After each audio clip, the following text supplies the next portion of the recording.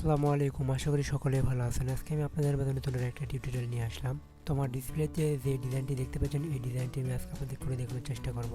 তা আপনারা ভিডিওটি শুরু থেকে শেষ পর্যন্ত দেখতে থাকুন, তাহলে আশা করি এইরকম ডিজাইন আপনারাও তৈরি করতে পারবেন। তাই ফার্স্ট আমি যেটা করবো, আমি এখান থেকে নতুন একটা আর্টবোর্ড নিব। তো আর্টবোর্ড না আপনার ফাইল আসবেন, ফাইল থেকে এখানে নিয়ে ক্লিক করবেন। নিয়ে ক্লিক করার পরে এখান থেকে আমি 851 এবং 315 আর্টবোর্ড নিয়েছি এবং কালার RGB PPI 300 এখানে নিয়ে ক্লিক করবেন। তো আমি নিয়েছি, যখন আমি কাটে দিলাম। তারপর আমি এখান থেকে এই মাপে আমি একটা রেক্ট্যাঙ্গেল ক্রিয়েট করবো। তো এখানে আমি রেক্ট্যাঙ্গেল টুলে আসলাম। রেক্ট্যাঙ্গেল টুলে আসার পরে এখানে আমি একটা ক্লিক করলাম। ক্লিক করার পরে আমি এখান থেকে ম্যানুয়ালি লিখে দিব 851, আমার নিচে দিব 312। এরপর আমি এখানে ক্রিয়েটে ক্লিক করলাম। আমার এখানে একটা আর্টবোর্ড চলে আসলো, যা আমি অ্যাডজাস্ট করে নেবো। তো অ্যাডজাস্ট করানোর জন্য আমি এখান থেকে হরিজন্টাল লাইন, এখান থেকে ভার্টিক্যাল লাইন করে দেওয়ার পর এখানটাকে আমরা সেট করে নিলাম। নেওয়ার পর আমরা এখানে ডবল ক্লিক করে এখান থেকে আমরা কালারটা হোয়াইট করে নেব। হোয়াইট করে নেওয়ার পরে আমি এটাকে যেটা করব, আমি এটাকে লক করে দেবো। কিবোর্ড থেকে কন্ট্রোল চেপে টু চাপবো, তাহলে আমার এই লেয়ারটা লক থাকবে। তাহলে আমি পরবর্তীতে কোনো কাজ করতে গিয়ে বা মাউসের পয়েন্ট দিয়ে মুভ টুপ করতে গেলে নাড়াচাড়া হলে সরে যেতে পারে। তো লক করার কারণে এটা আর কোনো নাড়াচাড়া করবো না, এখানে ফিক্সড থেকে যাবে। তাই প্রথমে যেটা করবো, এখান থেকে রেক্ট্যাঙ্গেল টুলের আন্ডারে রাউন্ড রেক্ট্যাঙ্গেল টুলটা নিলাম। নেওয়ার পরে আমি এখান থেকে অল শিপ বাটন চেপে রেশিও অনুযায়ী আমি একটা শেপ নিলাম। নেওয়ার পর আমরা এটাকে আর একটু ছোটো করে দিব। দেওয়ার পরে আমরা এটা কালারটা পরিবর্তন করে, আচ্ছা এখান থেকে এই কালারটা একটা পিক করে নিলাম। করে আমি এটাকে বরাবর রাখলাম। এটাকে অল্ট বাটন চেপে আমি এখানে আরেকটা রেখে দিলাম।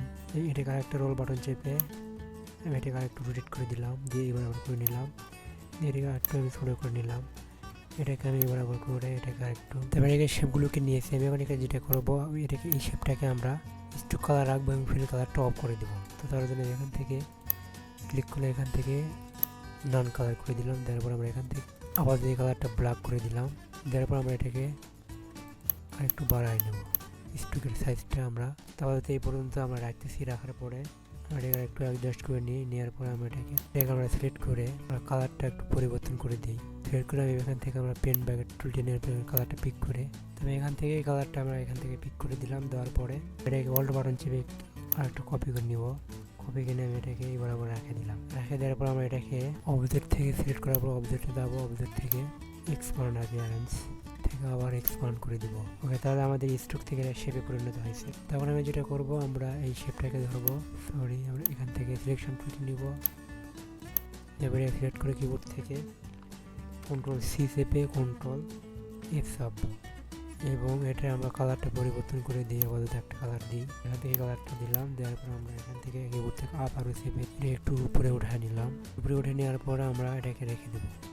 এবার থাকার পরে এখন আমরা এখান থেকে এই শেপটাকে আমরা এবার আবার নিব। নিয়ে এটাকে আমরা অল্টার শিপ বাটন চেপে একটু এখানে আপাতত রাখতেছি। পরে এটাকে আমরা সময় অ্যাডজাস্ট করে নেব। তার মানে যেটা করবো, আমরা এই তিনটাকে সব শেপ তিনটাকে সিলেক্ট করে নেব। সিলেক্ট করার পর আমরা এখান থেকে অবজেক্টে আসবো। অবজেক্ট থেকে এখান থেকে আমরা কম্পাউন্ড পাথ এখান থেকে মেক করে দিব। মেক অথবা এখান থেকে শর্টকাট কন্ট্রোল 8 চাপলে হবে। এটা তো আমাদের শেপ করা একটা শেপে পরিণত হয়েছে। তো এটাকে আমরা যে আগের জায়গায় ফিরে আসলাম। আসার পর আমরা এই যে লেয়ারটাকে আমরা যে রেক্ট্যাঙ্গেলটাকে লক করে রাখছিলাম, এটা আনলক করে দেবো। কিবোর্ড থেকে কন্ট্রোল অল্টার টু চাপবো, তাহলে আমাদের এটা আনলক হয়েছে। তখন আমরা এটাকে আমরা পুরোটাকে সিলেক্ট করবো। এবার আমরা পুরোটাকে সিলেক্ট করলাম।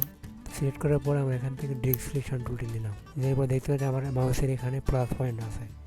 তো এখান থেকে আমরা কিবোর্ড থেকে অল বাটন চাপবো, তাহলে এটা মাইনাস হয়ে যাবে। তো এখান থেকে ড্র্যাগ করে আমি এবার আবার কেটে দিলাম। এই পাশে অল বাটন চেপে এটাকে আমরা কেটে দিলাম। এই পাশেরটাকে আমরা কেটে দিলাম। এখান থেকে অল বাটন চেপে এটাকে কেটে দিলাম। আবার এখানে একটু বাড়তি আছে, এটাকে জুম করে নিয়ে অল বাটন চেপে এটাকে আমরা কেটে দিলাম। তারপর আমরা দেখবো বাড়তি যখন কিছু থাকে আমরা এখান থেকে কেটে দিব। তো আমাদের তো বাড়তি নাই। তো এখান থেকে আমরা সিলেকশন টুলটি সিলেক্ট করলাম। করার পর আমরা যেটাকে আনলক করলাম, এটা আমরা আবার লক করে দিব। কন্ট্রোল টু চাপবো, তাহলে এটা আমাদের লক হয়েছে। তখন আমরা এই ইমেজটা এখানে আমরা সেট করবো। তো তার জন্য আমাদেরকে যেটা করতে হবে, এখান থেকে ইমেজটাকে সিলেক্ট করে ধরে এখানে আমরা নিয়ে আসবো। আনার পরে আমরা এটাকে অ্যারেঞ্জ থেকে লিঙ্ক টু ফোন করে দিলাম। এবার এই নিচে শেপগুলোকে ধরে অ্যারেঞ্জ। তো আমাদের এখানে লেয়ার মার্কসিং করার জন্য আমাদেরকে শেপ উপরে থাকতে হবে এবং ইমেজ পিছনে থাকতে হবে, তাছাড়া আমাদের মার্কস করা সম্ভব হবে না। তো ফটোশপের ক্ষেত্রে লেয়ার থাকতে হবে পিছনে আর ছবি থাকতে হবে উপরে। তাহলে ইলাস্ট্রেটরের ক্ষেত্রে শেপ থাকতে হবে উপরে এবং ইমেজ থাকতে হবে পিছনে। এই হচ্ছে ডিফারেন্স। আমরা উপরে শেপগুলোকে আমরা শিপ বাটন চেপে আমরা এই দুটাকে সিলেক্ট করলাম। করার পরে মাউসের অ্যাড বাটন ক্লিক করবো। অ্যাড বাটন ক্লিক করার পরে আমরা এখান থেকে মেক ক্লিপিং মার্কস, তাহলে আমাদের ইমেজের এখানে সেট হয়ে গেল। এটাকে আমি এবার রাখলাম, রাখার পরে আমি এখান থেকে যেটা করবো, আমি এখান থেকে পেন টুলটা নিলাম, নেওয়ার পরে এখান থেকে ক্লিক করলাম, এখানে একটা ক্লিক করলাম, এখান থেকে এখানে একটা ক্লিক করলাম, এখানে আমরা ক্লিক করলাম, ক্লিক করার পরে আমরা সিলেকশন টুল নিলাম, নেওয়ার পরে আমরা এখান থেকে অ্যাড ওভার টুল নিলাম, নেওয়ার পরে এখানে আমরা কালারটা পিক করে নিলাম, নেওয়ার পরে আমরা এটাকে অ্যাড বাটন ক্লিক করার পরে এখানে অ্যারেঞ্জ থেকে সেন্ড টু ব্যাক করে দিলাম। করে দেওয়ার পরে আমরা এই লেয়ারটাকে আবার আনলক করে নিব কিবোর্ড থেকে কন্ট্রোল অল্টার প্রেসার পর আমরা এটা আনলক করে নিলাম। নেওয়ার পর আমরা এটাকে পুরোটাকে সিলেক্ট করলাম, সিলেক্ট করার পর আমরা এখান থেকে ডিরেকশনটা টুল নিলাম, এখান থেকে সেভ বিল্ডটা টুল নিলাম, নেওয়ার পরে কিবোর্ড থেকে অল বাটন চেপে আমরা কেটে দিলাম। তো আমাদের পুরো শেপটা এখানে কাটে গেল। আমরা এখান থেকে তো আমরা এই লেয়ারটাকে আমরা লক করে নিই, এটাকে আমরা লক করে নেব কন্ট্রোল সাববো, আমরা শেপটা লক হয়ে গেল। তখন আমি যেটা করবো, এখানে আমরা কিছু ইফেক্ট বা শ্যাডো ব্যবহার করবো এখানে। তার জন্য এখান থেকে রেক্টেঙ্গেল টুল ইলিপস টুলটা নিলাম, এরপরে কিবোর্ড থেকে অল্টার শিফট বাটন চাপবো, চাপার পর এখান থেকে আমরা গ্রেডিয়েন্ট কালার দিব, দেওয়ার পরে এখান থেকে আমরা রেডিয়াল গ্রেডিয়েন্ট করে দিলাম, দেওয়ার পরে এখান থেকে আমরা গ্রেডিয়েন্ট নিলাম, নেওয়ার পর আমরা এটাকে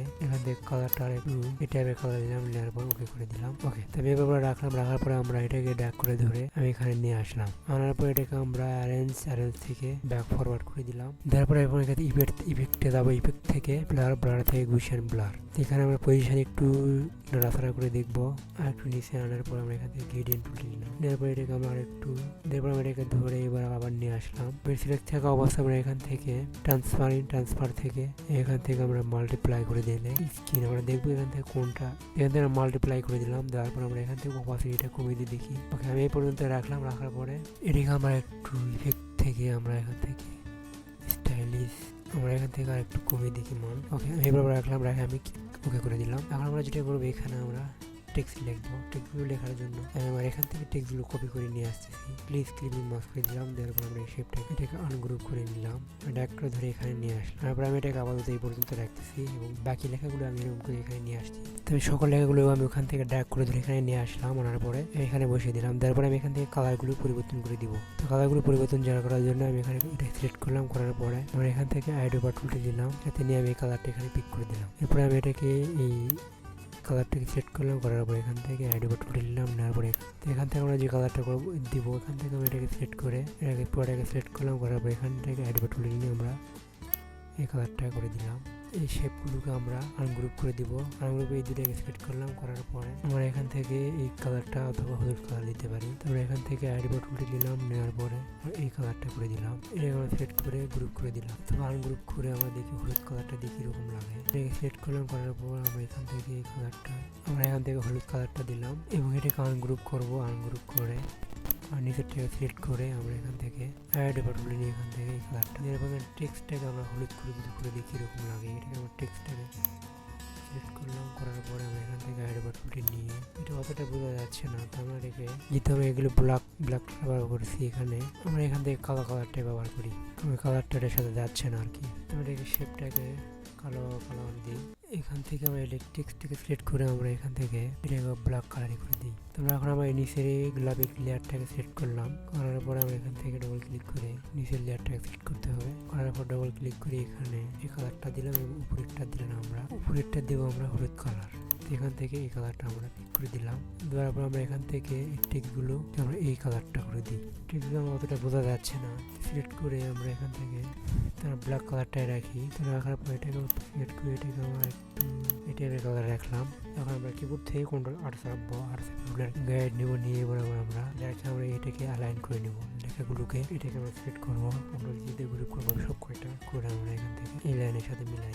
তো এখান থেকে আমরা লোগোটাকে নিয়ে আসবো, আমরা এখান থেকে সিলেকশন টুলটি দিয়ে আমরা লোগোটাকে ধরে বরাবর নিয়ে আসলাম, আবার আমি বরাবর রাখলাম। আপনারা যদি কোনো ক্লায়েন্টের কাজ করে থাকেন তাহলে আপনারা সেই ক্লায়েন্ট আপনাদেরকে লোগো টেক্সট কি টেক্সট ব্যবহার করতে হবে সকল কিছু দিয়ে দিবে, আপনারা সেগুলো নিয়ে বসে দিবেন। আর একটা ডিজাইনে অতিরিক্ত কালার যে কোনো কালার ব্যবহার করার চেষ্টা করবেন না, কারণ একটা ডিজাইনে কালার অত্যন্ত গুরুত্বপূর্ণ। একটা ডিজাইনে 2 থেকে 3টার উপরে কালার ব্যবহার করবেন না, তো আপনারা একটা ডিজাইনে 2 থেকে 3টা কালারের ভিতরে কালার করার চেষ্টা করবেন। তো আমি 2 থেকে 3টা কালারের ভিতরে চেষ্টা করছি করার জন্য, তো আরও সময় নিয়ে করলে আর ভালোভাবে করা যায়। তো আপনারা সময় নিয়ে করবেন, ধৈর্য নিয়ে করবেন, তাহলে আশা করি ভালো ডিজাইন করতে পারবেন। তো আমি এখন যেটা করবো, এই লেয়ারটাকে আমরা কন্ট্রোল টু চেপে আনলক করলাম, করার পর আবার আমি সিলেকশন টুলটি নিয়ে এখান থেকে সিলেক্ট করলাম। করার পরে আমরা এখান থেকে এই শেপটা নিয়েছি বাড়তি অংশটাকে আমরা শেপ বিল্ডার টুল দিয়ে কেটে দিলাম। তখন আমরা এখন যেটা করব, এই টেক্সটটাকে আমরা মিডিল বরাবর করতে হবে। তো মিডিল বরাবর করার জন্য আমরা এই শেপটাকে সিলেক্ট করলাম, এটাকে সিলেক্ট করলাম এবং এটাকে সিলেক্ট করলাম। করার পরে শেপের আর একটা ক্লিক করলাম। করার পরে আমরা এখান থেকে হরিজন্টাল লাইন ভার্টিক্যাল লাইন করে নেব। তাহলে আমাদের এই শেপের মাঝখানে এটা